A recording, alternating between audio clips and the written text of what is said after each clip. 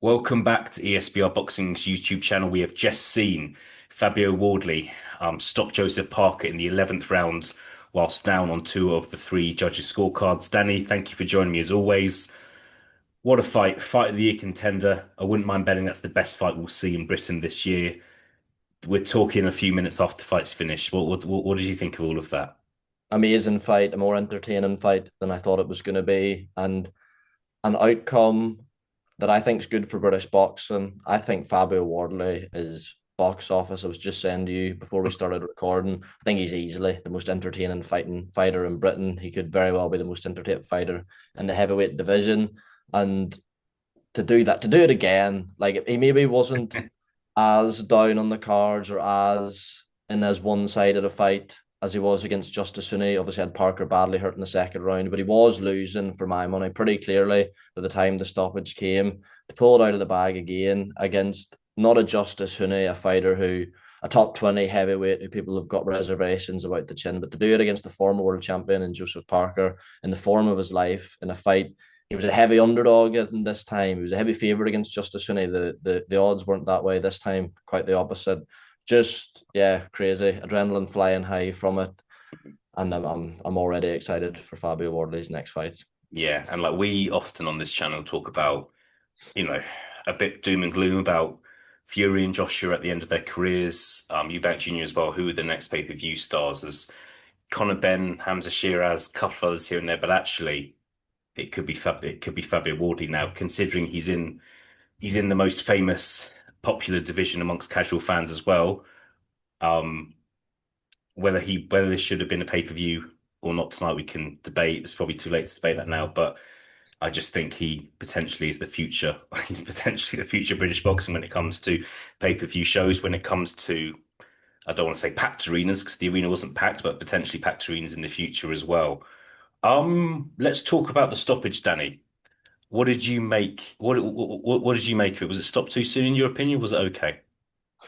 In a short answer for me, ever so slightly, it's a weird one because I think if the fight stopped maybe 15 seconds before that, when Parker is shipping a lot of shots and not throwing back, then I really probably wouldn't have a problem with it. But it's just Parker throws back, throws a couple back. They don't really land cleanly, and then Wardley sort of unloads again, and the ref stops it. But nothing lands in the sequence that before the ref stops it, and Parker was in big trouble. And there's a very good argument the referee was saving him from a very conclusive ending. But I think in a fight of this magnitude, I would have preferred to see the last 10, 15 seconds of that round. But we've seen worse stoppages Hmm. given how badly hurt Parker was, and he was taking a lot of punishment in the minute before that. But I thought he had sort of saved his skin a bit with a wee flurry, and then nothing really landed. But the ref jumped in. It's one that is going to be debated. It's one that I've seen has already split opinion amongst people in social media.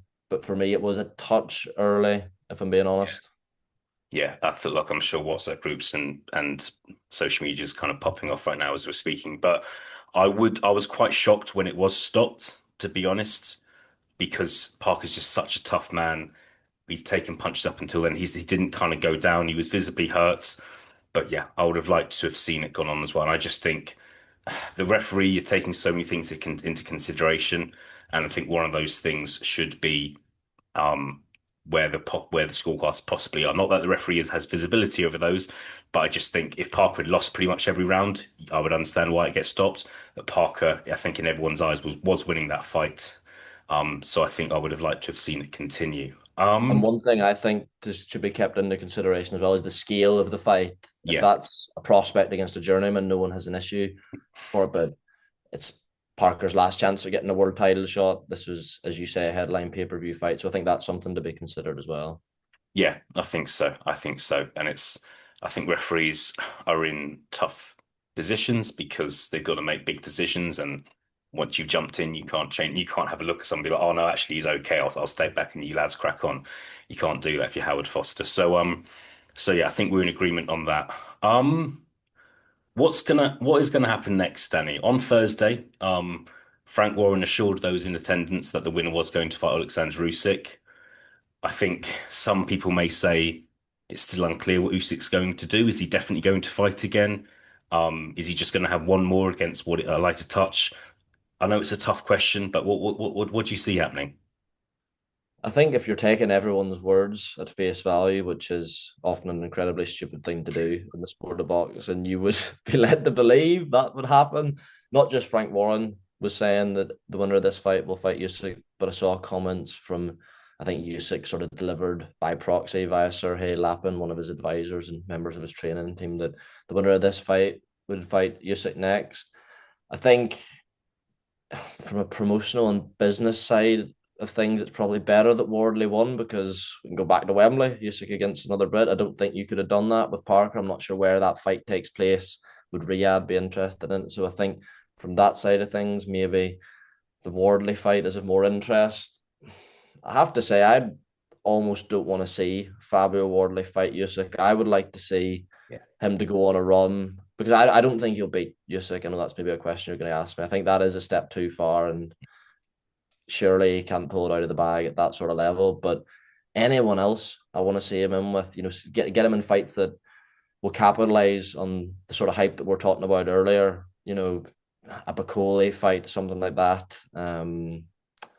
Another Mm. name just Dubois. I would love to see that. If that was a fight that could be Fabio Wardley, Daniel Dubois, those are the fights I want to see him in. Fights I give him more of a chance of winning, and fights that could see him go on and become the legitimate star that maybe he is sort of becoming. But I almost think a fight with Usyk would maybe pop that balloon slightly. Who knows? Maybe he'd get Usyk at the right time and flatten him as well. But that's Yeah. what I'd like to see happen. Yeah, I think I agree with you. I just think it would be a more, it would, you mentioned at the start of this video, he's the most entertaining fighter in the country. I don't think the Usyk fight would be very entertaining just because I just think just styles wise, I just think Usyk would have a bit of a field day, if I'm honest. And it just doesn't, I just don't want to see it. To be honest, I don't want to see, I don't want to see it. You want to see Wardley against, just go on BoxRec, anyone in the top 15 on BoxRec apart from Usyk, that's that, Yeah, anyone there. Final question for me, Danny, because I want this video to be over 8 minutes long. I, it's a bit of a silly question, but I'm here to annoy you and ask silly questions at late at night. never. When it when it comes to British heavyweights, who who do you think's the best British heavyweight to offer now? Obviously, it's up to you if you want to count Joshua and Fury. Joshua's not fought for over a year. Fury keeps telling us he's retired. But the three names I'm really focused on, Moses Atalma, Daniel Dubois, and Fabio Wardley. Those three names, who are the, I can tell I'm annoying you, but in that order, who are the best in your opinion? That's such a difficult question because I Mm, think Moses Satouma is the most talented, but Fabio Wardley's got a way better resume than Moses Satouma. Like not even comparable. And he's undefeated. He's got that draw, slight blemish. And then Daniel Dubois, what? So he went Miller, AJ, good win, Hrgovic.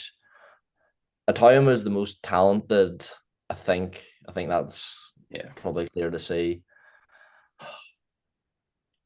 That's so difficult. It's tough. It's tough. I'll go Wardley two, Dubois three. Why not? Go on. Yeah. You tell you what, like Wardley Dubois is a fight I would love to see. That's the fight for me. It's a fight I would love to see. And like looking at a fight like tonight, as a talented as a Talma is, I would you question whether he's ready for something like that. I don't know. I don't know. It's not his fault. He's just not been in proper fights yet. And I just think having someone like Fabio Wardley, I don't know if he's ready for that. That might be wild to some people, but And it's a good point you make because there's a lot of questions that Atoma hasn't been asked yet, and you don't want them to be asked against Fabio Wardley. What's your chin like? What you like when you get hurt? no, Yeah. absolutely not. All right, we'll leave it there, Danny. Just one from Fantastic me, fight. mate, actually. What do you think next for Joseph Parker? Um, I feel bad that I haven't asked you that, like we've forgotten about him. Well, I'm glad he didn't retire all those years ago, as suggested by someone. Um, I I hope he gets more opportunities. I think he's still a big player in the division. I think he's arguably I think he's arguably still a top 10 fighter. I think so. And look, I don't think it should be forgotten about that he was winning this fight. With as though 10 rounds gone, he was winning the fight on two of the judges' scorecards. So let's not forget one fight. I'll tell you what, one fight, I was thinking about this earlier in the week. One fight I wouldn't mind seeing Joseph Parker in against is Justice Hooney. Yeah. Not saying Yeah. it's going to happen. An all Australasian affair. Yeah, yeah. God knows whether they probably have that in Saudi Arabia because that would make sense. But I think that's the fight I would. I'm not saying it's going to happen. That's it. What about you? Yeah, it's a great fight. Hooney's stock definitely goes up Mm. off tonight, by the way. Yeah. Yeah, I'd like to see him carry on. He wasn't brutally knocked out. I think, what do you think of the extra weight on him, though? Um. Yeah. I don't. It's interesting because Joseph Parker has a team of nutritionists. This Lockhart person, who I think's name's been said about 20 times this week, is a strength conditioning coach. I'm sure he's a very good one, but I these people know what they're doing, so I'm not going to kind of say anything against them, but I will. I just think you have to look at Parker and think, did he need to come in that heavy? Should he have come in that heavy?